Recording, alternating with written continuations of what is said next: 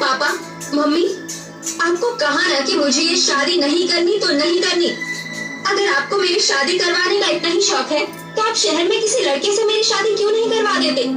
भला आप मुझे उस गंदे से गांव में कैसे भेज सकते हैं?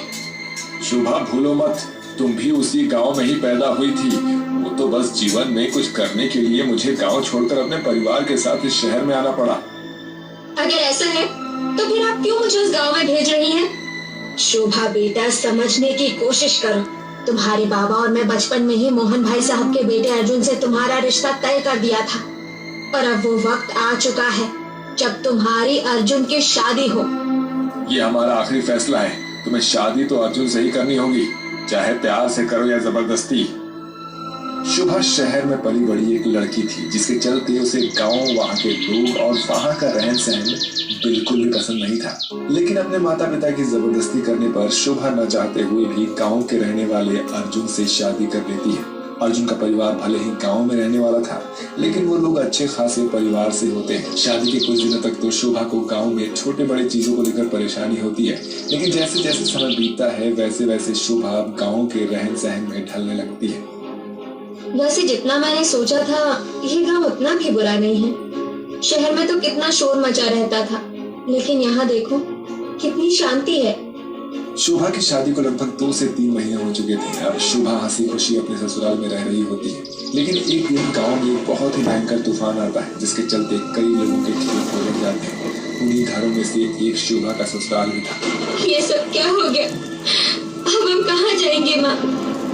भगवान, ये तूने क्या कर दिया?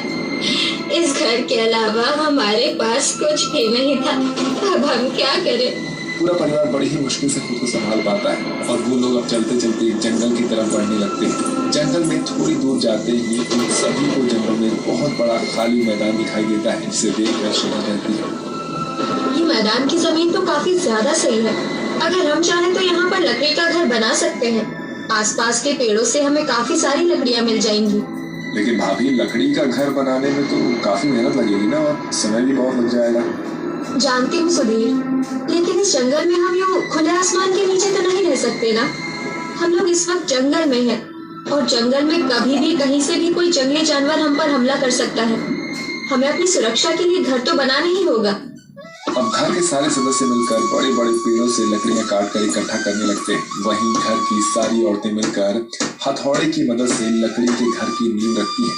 लगभग 4 से 5 दिनों में शुभा का जंगल में लकड़ी का ससुराल बनकर तैयार हो जाता है, जिसमें अब वो सभी लोग रहने लगते हैं। क्या हुआ जी? कुछ दिनों से आप काफी परेशान लग रहे हैं। सब ठीक तो है ना? जब हम गांव में थे तो वहां पर खेती करके अपना गुजारा चलाया करते थे, लेकिन उस भयंकर तूफान में घर के साथ साथ हमारा खेत भी तबाह हो गया। अब बिना खेती के हम लोग कैसे गुजारा करेंगे? कब तक पेड़ों से यूं ही फल तोड़कर खाते रहेंगे? आप तो जानते हैं कि कुछ ही हफ्तों में ठंड आने वाली है, और इस जंगल के थोड़ी दूर पर शहर भी है। इसलिए मैं सोच रही थी अगर हम जंगल से लकड़ियां काटकर उन्हें ले जाकर शहर बेचे तो। वाह शुभा, ये तो मैंने सोचा ही नहीं था। इससे तो हम इतना कमा ही लेंगे कि 2 वक्त की रोटी खा सके। अर्जुन अपने छोटे भाई सुधीर के साथ पेड़ों से लकड़ियां काटता है और उन्हें ले जाकर शहर में बेचता है, जिससे वो थोड़े बहुत पैसे कमा लेते हैं। वहीं दूसरी तरफ, वैसे मैंने सोचा नहीं था कि जंगलों में भी इतनी सुंदर सुंदर फूल हो सकते हैं। अरे भाभी, ये तो कुछ भी नहीं। पता है, थोड़ी दूर पर एक बहुत सुंदर झरना है, वहां पर इससे भी सुंदर सुंदर फूल है। वैसे माया, अगर हम इन फूलों की मालाएं बनाकर मंदिर के बाहर बेचे तो? हर कोई भगवान को गेंदे के फूलों की माला चढ़ाता है। इतने सुंदर सुंदर फूलों की मालाएं तो किसी का भी मन मोह लेंगे। अरे वाह भाभी, आपके पास तो बड़ा ही कमाल का आइडिया है। हम कल से ये काम शुरू करते हैं। फिर क्या था, शुभा अपनी नंद के साथ मिलकर उन अलग अलग फूलों से मालाएं बनाती है और आसपास के गांव और शहरों के मंदिर के बाहर जाकर महिलाओं को बेचती है। जंगल में रहने का आसरा और रोजगार का जुगाड़ तो इन लोगों ने कर ही लिया था, लेकिन जितना उन्होंने जंगल में रहने के बारे में सोचा था उतना आसान असल में वो था नहीं। अब हम क्या करें? हमारे घर को तो कई सारे जंगली जानवरों ने घेर लिया है। कहीं वो हमारे घर के अंदर तो नहीं घुस आएंगे ना? परेशान मत हो, हमारा ये लकड़ी का घर काफी मजबूत है, इतनी आसानी से नहीं टूटेगा। तुम सब यहाँ कोने में बैठ जाओ अब बिल्कुल भी आवाज मत करो। सन्नाटे को सुनकर वो जानवर यहाँ से चले जाएंगे। जंगल होने की वजह से शुभा के घर रात को कई सारे जंगली जानवर देख लेते हैं, लेकिन जैसे जैसे सुबह होती है वैसे वैसे अब सभी जंगली जानवर वहाँ से जाने लगते हैं। सबकी सांस में सांस आती है। हमें कुछ ना कुछ तो करना होगा। वो तो अच्छा हुआ कि ये जंगली जानवर ने तब हमारे घर को घेरा जब हम सब लोग घर के अंदर थे और घर के खिड़की दरवाजे बंद थे। अगर हम में से कोई भी बाहर होता तो जंगली जानवर तो उसे मार ही देता।